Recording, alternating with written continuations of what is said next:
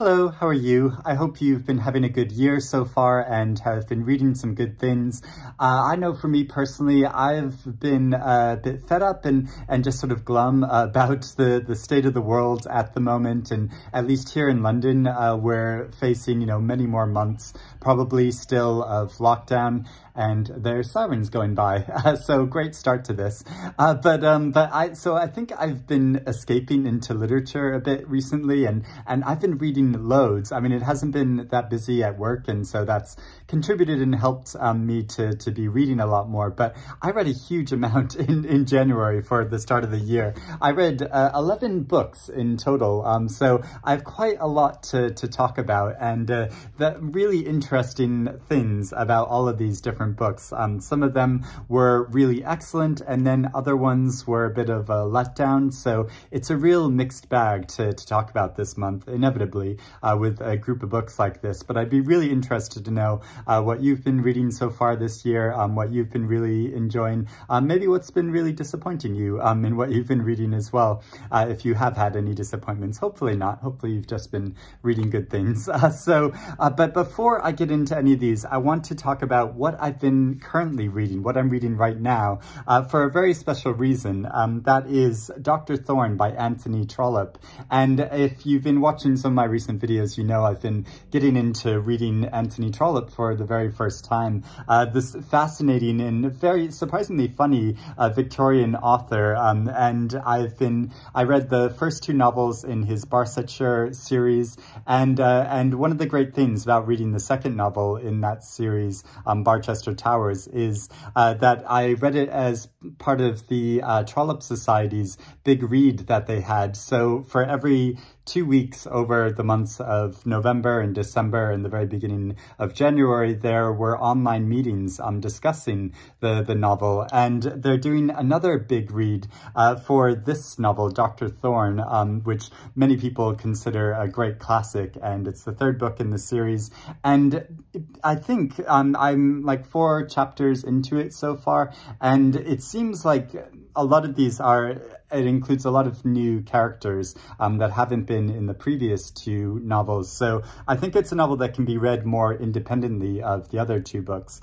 And the big read that the Trollope Society is doing is starting on February 1st, which is why I want to talk about it now, in case you're interested in joining along and starting to read Trollope as well. Because, yeah, I've just been enjoying him so much. I find his writing really fascinating, but also a great comfort. And it's been wonderful participating in these fortnightly meetings that happen online, firstly, just to see a whole range of like new faces that I haven't seen. I love catching up with my family and friends, but it's sort of seeing the same faces over and over again. And it's nice to meet some new people and see some new faces, but also have really fascinating discussions about his work, get into the details and the plot of the stories and all the characters, his really fascinating characters. But also there are some scholars that come along to give talks about his work. But then there's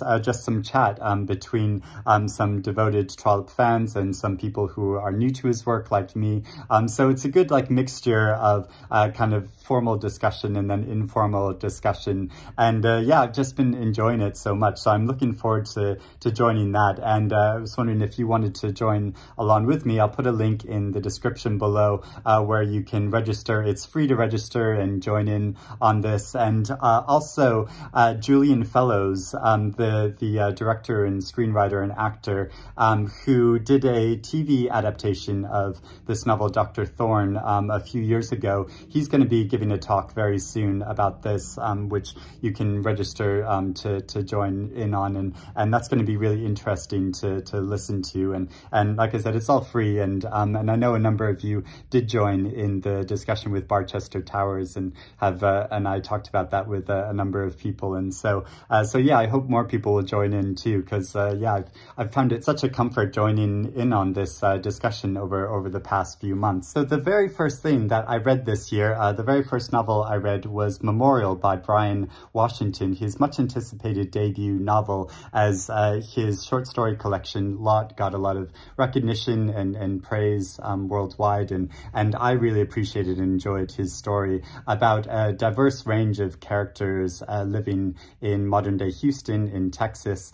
And so I was really fascinated to see how his style of writing was going to translate into a novel. And it's a really interesting story about a relationship between two men, Mike and Benson, who have been lovers and living together for quite a while, but their relationship still feels quite uncertain and up in the air, especially because at the beginning of the novel, Mike travels to Japan where his father is dying, and but at the same time, his mother came to visit them in Texas, and he leaves his mother behind with Benson, and so who's never met her before, and so there's this odd relationship between you follow the story of Benson's weird encounters with Mike's mother in their apartment, and then halfway through the novel, it switches to Mike's perspective in Japan as he's helping his father out in his business running a bar, and as his father is dying. And I really appreciated how this gave a very, I think, realistic and sort of honest look at this gay relationship between two non-white men, and how they have challenges and issues that are unique to their relationship. But also, I think it's a relationship that a lot of people can relate to as well, and there are various aspects of it that I certainly identified with. And so yeah, I really appreciated that part of the novel. What I found slightly difficult, I guess a lot of other people have commented that a lot of the voices in the story felt a bit samey. I mean, there were turns of phrase that some of the characters used that were too similar to each other, and it felt like that it sort of took me out of the story a bit. I mean, I can understand, since Mike and Benson have lived together for a long time, that they might speak a lot of the same ways. Like anyone in a relationship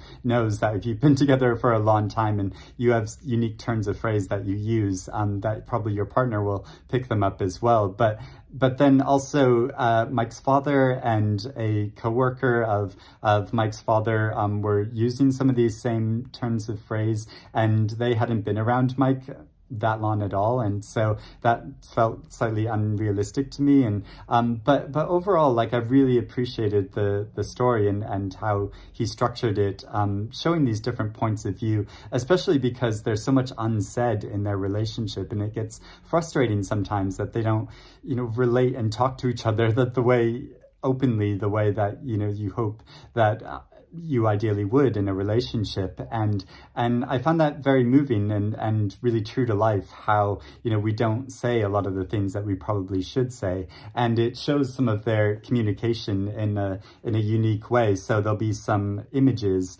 that they send to each other. I'm flipping through trying to find some of them, but yeah, there's a number of images in the story which they text through to each other, and this opens up this almost, this way of a dialogue or a way of communicating with each other or conveying a feeling to each other that they're having without doing so in words, in a non-verbal way.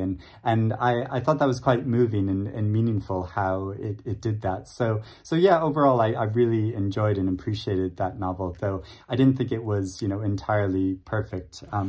Then I read Luckenbooth by Jenni Fagan, which is one of my most anticipated books of the year. I've read her, at least one of her novels before, The Sunlight Pilgrims, which I really enjoyed and appreciated. And so I was really looking forward to this. And this has had a huge amount of praise around it. Lots of reviews have been raving about it. And I found it slightly disappointing, I'm afraid.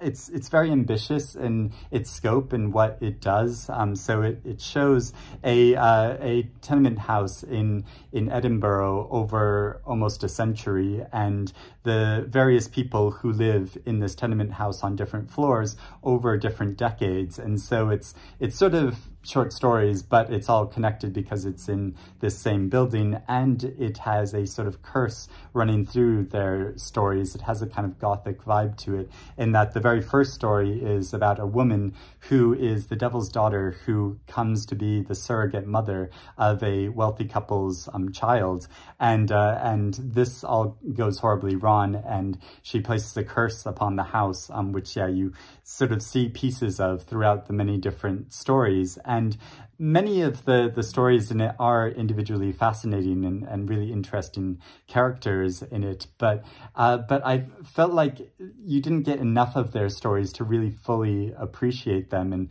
and inevitably there were some stories I enjoyed more than others and sort of wish that it had stayed with that. And so I feel almost like that the author set out this structure, and she's like, right, this is the structure, and so I only have a limited amount of space for each of these characters' stories, and that's all she was going to give to it, whereas I wish she'd given some more space to some of the other stories. And also it felt like she was sort of self-consciously trying to portray a number of different social and political issues through these characters' stories, and so I felt like the author's voice was coming too forcefully through them at some point, and that slightly took me out of enjoying their stories and sort of believing them as fully rounded characters. I mean, it's really interesting what she's doing in this, but it just didn't quite work totally or come together for me personally. I finally got to reading Must I Go by Yiyun Li, which was published last year, and I've been meaning to get to because I love this author's writing, or at least what I've read of it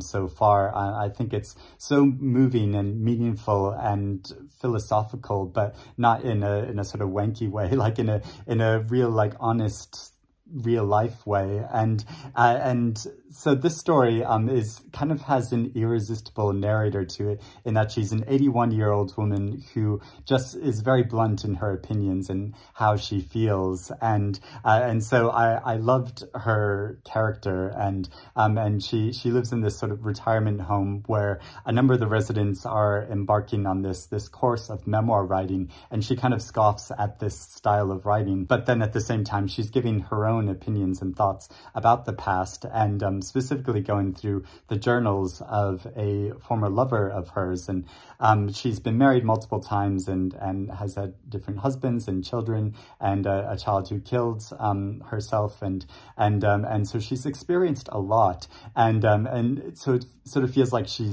deserves to have got to this position where she can just say exactly what she thinks, but it's a very complicated and layered story. There's so much in this novel. I mean, there are many different characters that she's encountered throughout her lives, and she has had many husbands, like I said, and children and grandchildren, and so there's a lot in there, as well as all of the partners and children of her partners and spouses that she's had. And so there's a lot of history and complexity to this story. So I found myself often quite confused and sort of struggling to keep up with what was happening in the story, but she lays into it so many very poignant and thoughtful points, obviously about memory and the past, and who gets to write history and whose version of history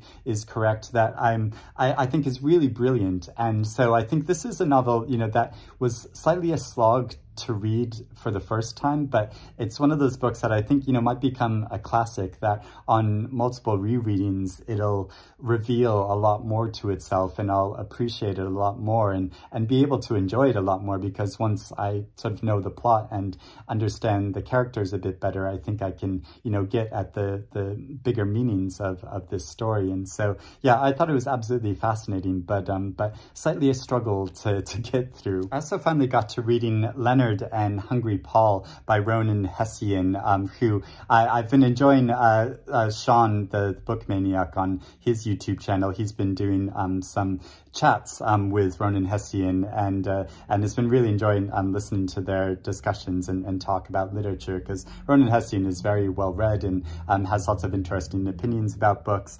And this novel is almost like the opposite of Yiyun Li's novel, in that it is very pared down. The story is very simple, about two adult men who are friends with each other, who get together quite often just to play board games and talk. And they're both, you know, quote unquote normal people that don't really have many ambitions in their life or drive. But he very poignantly shows this sort of real life relationships, because, you know, a lot of real life isn't about like high drama and, you know, secrets and stories that are hidden in our lives.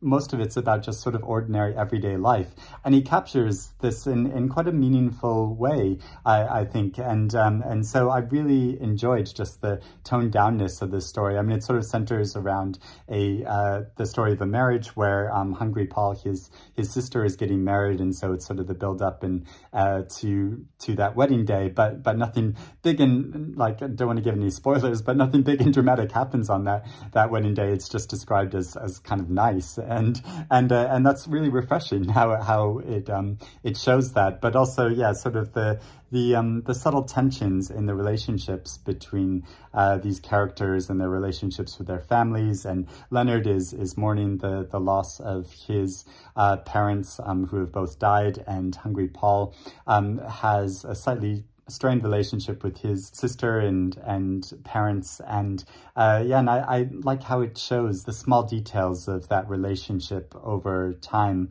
I thought that was really well done, and it was just an enjoyable novel overall. Then there is Lustre by Raven Leilani, which there has already been lots and lots of talk about, and it's a much hyped novel for good reason. I think deservedly so, because this is so well done. I mean, first of all, it's a very tense and dramatic story. So it's about a young black woman who starts a relationship with a white man who is in an open marriage, and how she gets involved with his family in different ways, with his wife and their adopted black daughter. And there's all sorts of like complexities and tension around these different relationships, and how she portrays this, I think, like, says so much about the economic and racial disparities in America today, but not in a sort of like overt preachy way. It just layers this into the story, and the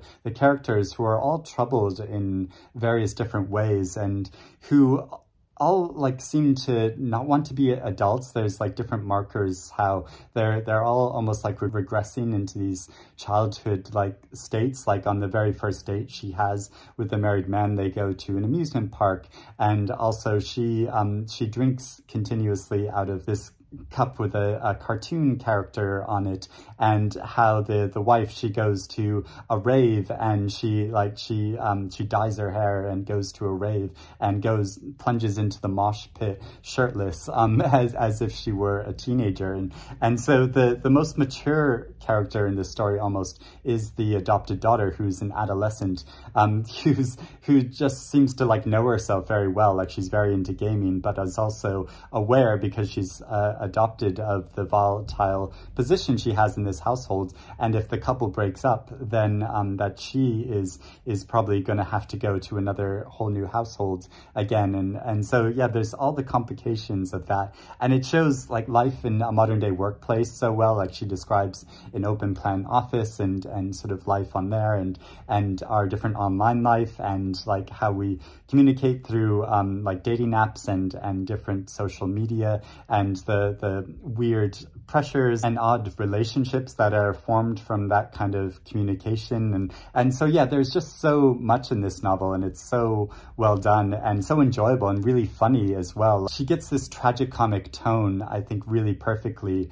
to the narrative. So like balancing out, there's some really awful things that happen in it, but also the just general tone of it and her voice of this young woman giving her own point of view is slightly humorous in different ways, and I think she just gets that so well, and it's lots of like sharp observations about modern living and the modern world and in America in particular. And so yeah, I enjoyed this so much, really appreciated this novel, and I hope it continues to get even more praise and hopefully some awards this year. Another one of my most anticipated novels for this year was The Art of Falling by Danielle McLaughlin, an Irish writer who, like Bryan Washington, has had a collection of short stories out before, which was much lauded, but this is her debut novel. And this is a very like pared down story of ordinary life of a seemingly ordinary woman who is married and has a teenage daughter, and she works in an art gallery, and her relationship with her husband is slightly recovering and still a bit on the rocks because her husband had an affair, and this happened before the story starts, and so you see them in this sort of process of recovery. But then over the course of the story, things about her past come up, as well as the past of the artist that she is working on. She's curating an exhibit and of his sculptures. He's one of the most famous sculptors in Ireland, and so she's curating this exhibit, and then a woman comes forward claiming to be the true creator of one of his most famous sculptures, and so there's the complications and murkiness of that whole past. But then a figure from our own past comes forward and introduces some things that she thought was sort of long buried. So that is the sort of the meat of this story, which really just follows the ordinary everydayness of her life. I mean, it follows her as she's cooking different meals and going about curating this art exhibit. But then because there are these sort of worrying things in the background, it introduces all these like complications and larger questions about the meaning of life, and sort of like Yiyun Li's novel about the meaning of the past and what truth is carried into the present, and what that sort of means, and how we craft this sense of ourselves and our own versions of the past. And so it's sort of interesting, because as I was reading this novel, I thought, well, this is all a bit sort of ordinary, and it didn't feel like there was anything that special about this story. But then as it was going on, yeah, these larger questions were sort of hovering in my mind. And so when I got to the end of it, I was thinking about all these different things. And it's sort of like, one of those novels that in the actual reading process of it, it didn't feel that extraordinary. But after having finished it and reflecting on it, I've been thinking more and more about all the themes of this novel, and it's been creeping up on me. And so I think it's quite extraordinary what she's done. Also around the inauguration time in America, in the middle of the month, I read Kamala Harris's memoir, The Truths We Hold, because I just felt like I didn't know too much about the now Vice President of the United States, and wanted to know more about her life and her position and beliefs and her position on different political topics. And it was so fascinating hearing about her background in work in government, and how that's really solidified her convictions about a number of issues. And something I found so extraordinary about it is that she really understands the day-to-day importance that these different laws and policies have on our lives. And so she feels a real urgency to enact changes and make things happen. And and I know you could just sort of summarize that as sort of like political talk and how she was obviously gunning for a higher political office, and that's totally valid. But also something she says in it is that words matter, and the position she holds and the things that she says, whether she's able to actually enact a lot of the change that she and President Biden are hoping to make, it's really important that these things are being said, that this is the way that president and vice president should present themselves and conduct themselves. And that's such a refreshing change from what we've had and seen scene coming out of America. And so, yeah, I just enjoyed this so much and really appreciated getting to know her a bit more, even if it was, you know, in this very controlled way of writing a memoir and presenting herself. It was wonderful to hear more about what she believes and the policies that she wants to enact on a whole range of issues. I also read this very slight book, which is The War of the Poor by Eric Vuillard, a French author, and it's all about the life of Thomas Müntzer, who was a German that around the time of Thomas More and the Reformation, he led a sort of dissenting political opposition to the Roman Catholic Church and to Lutheranism to speak for the common people, and how the poor were really kept poor by people in positions of religious and royal power who were, really holding them down, you know, sort of preaching certain things about charity and giving, but were obviously just taking from the larger population. And so that's a very sympathetic point of view to have, but this is described as a novel, and I feel like it more felt like an extended Wikipedia entry about this historical figure's life. And for fiction, I don't think it needs to be sort of labeled one thing or another. Like I appreciate a lot of fiction that is sort of a, you know, mixture of like essay and memoir and nonfiction, as well as, you know, storytelling and fiction telling. But I felt like this didn't really work because it really wasn't any of those things, and it was more just like this extended nonfiction account with occasional little asides and points to larger issues and larger historical incidents, but not going into any depth in any of them in particular. And so I feel like it's a very curious piece. I don't really understand the motives behind it, and it was just very disappointing overall, because I feel like I do want to know more about this subject and character, and, you know, and historical novels are great for that reason, that they can point you to things about history that then you can go research and read up more on, and I'll certainly want to do that about this historical figure. But I feel like this novel really didn't give me enough of anything to have a more in-depth understanding about him from what I just read on the jacket flyleaf. Now, also this month, it was Patricia Highsmith's Centenary, as I talked about previously, and I've not read any of her fiction or novels before, and so there's this great new collection of her short stories, and I've read a few of these short stories. I haven't read the whole thing because there's quite a lot of it. It's quite comprehensive, but I love it. It's like a really beautiful edition, and and I love that there's all these stories which I can go back to. So I've been reading some aloud to my partner, and I've been wanting to read more of these, so I'm looking forward to that. But also because it was Highsmith's Centenary, I wanted to read a recent novel that was sort of inspired by one of her most famous works, Strangers on a Train, and I just recently rewatched the Hitchcock film of that and really enjoyed that. And Amanda Craig published this. Oh, there's somebody at the door. Sorry, there was a package at the door. As I was saying, I read Amanda Craig's novel, The Golden Rule. In this story, rather than two men and plotting to murder on a train, it is two married women who both have very horrible, abusive husbands. And it's narrated from one of their points of view.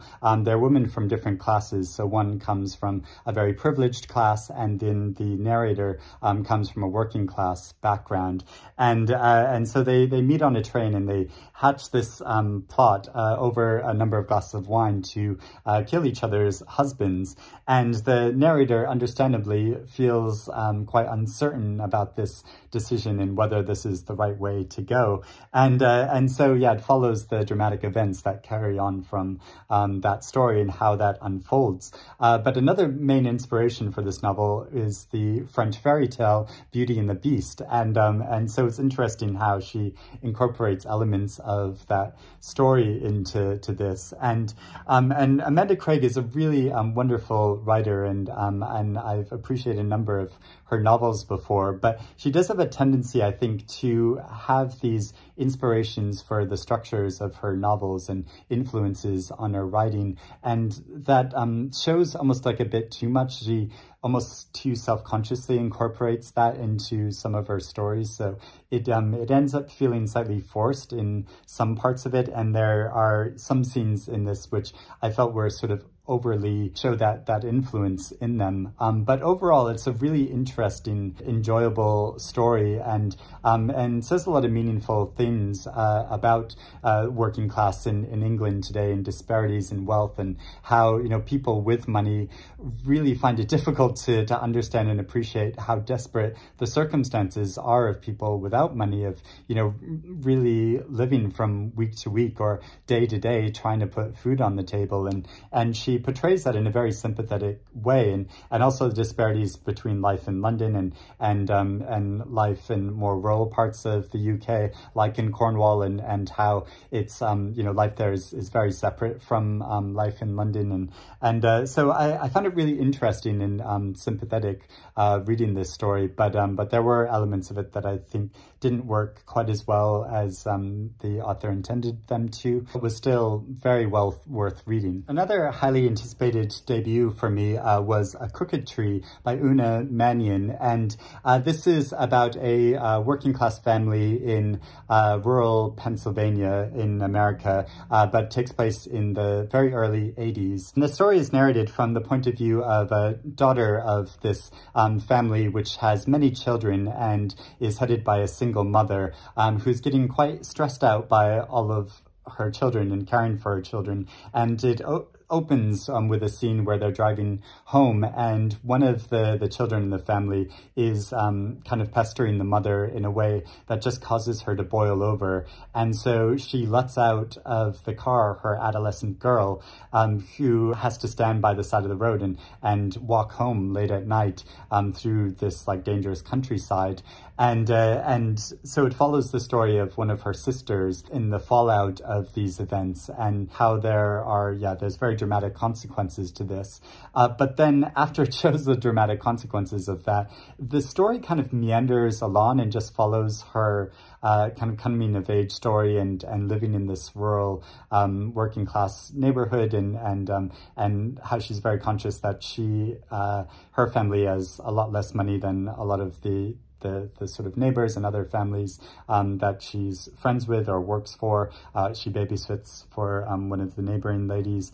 And I found it very sympathetic and like an American type childhood, even though it takes place much earlier than when my childhood was, or well, not too much earlier, but a bit earlier than when my childhood was. But I really identified with her story, and you know, I grew up in a rural American countryside and just had a lot of time just sort of wandering through the woods and having campfires and roasting marshmallows and breaking into places with friends that you know, places I wasn't supposed to go, and so I found that all very sympathetic. But the story kind of just drifts along and is a bit wishy-washy, and you know, and it does make some poignant observations, but then this sort of mystery and tension lurking in the background of what's going to happen because of the consequences of what happens at the very beginning of the novel is just a bit sort of too drawn out. And so when there's a dramatic scene towards the end of the novel, it just kind of fell flat for me and didn't really feel that believable. It was more just sort of forced.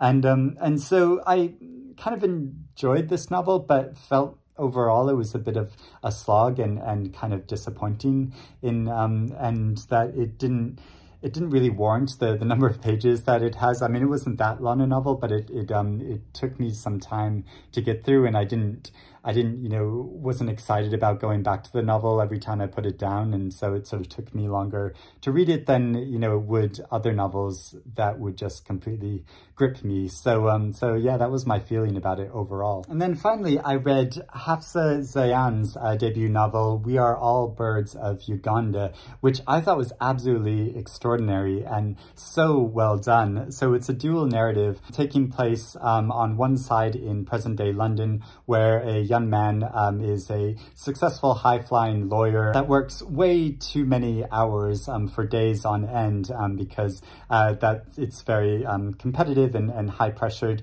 the environment he's working in, but also he's very ambitious and wants to become a partner in this law firm, or a new branch of the law firm that they're opening in Singapore. But his family comes from Uganda, and so the other side of the story is about his grandfather in Uganda from mostly in the 60s, working up into the early 70s when there was a coup in Uganda and the government had a very dramatic change to it. And it follows his story through letters that he's writing to his deceased wife. And you find out over the course of the story why his wife is deceased, the dramatic story behind that. And so it goes back and forth between these two stories. And the way they combine together eventually and sort of cross over with each other almost, because at one point the character in present-day London goes to Uganda and then the character in Uganda goes to England, and the way that sort of crosses over is so elegantly done. I think it's just like beautiful and very moving in itself, but also their individual stories are so moving, and the differences in the narrative from this sort of third-person narrative looking at the life in present-day London, and then the second-person narration of the character writing to his wife is just so movingly done, and I was equally gripped by their different stories, and then how they combine together. It says something much larger about differences in generations and points of view, and how we can respect the points of view of different generations from our own, and how those should really come together to form a family, because there's a lot of dissent and arguments in this family, and from these different points of view, but how it all comes together is so meaningful and beautiful. And it really interested me a lot more in Uganda and wanting to know more about the country. There was a lot about this history that I don't understand, but it presented it in a really fascinating way and made me want to go read up more about it. And I've only read about this country before through the fiction of Jennifer Natsambuga Makumbi, whose novel that came out last year I still haven't read. I read her novel Chintu, which I thought was extraordinary and really fascinating, and her novel which came out last year, The First Woman, I really want to get to, and I think sounds so good, and I've heard really good things about it. So I'm looking forward to reading that, but also reading more about the history of Uganda, because I thought this is so wonderfully done. And again, I talk about this in book haul, but has such a beautiful cover as well. And so the only other review I've read about this novel is a very snippy review by a BBC journalist who I just thought was really unfair to it, but I thought this novel was extraordinary. So I hope more people read it and that it wins awards this year and gets even more attention. So I thought that was wonderful. So those are all the books I read. Sorry it went on quite a lot, but I read quite a lot. And I know you probably don't want to hear me yammering more about them, but if you want to hear me talking about these books in a slightly more articulate and better formed way, I've written blog posts about a number of these different books, so I'll put links to all of those below. But let me know if you've read any of these books. If you have any thoughts about them, let me know about them in the comments below. But also, if you want to let me know what you've been reading in January, and if you have any recommendations, please let me know about those in the comments below. But I'm really looking forward to joining in the new Trollope Big Read, and I hope to see some of you there for that. That'll be really wonderful to do. But just in general, I hope you're reading good things, and I will speak to you again soon. Bye-bye.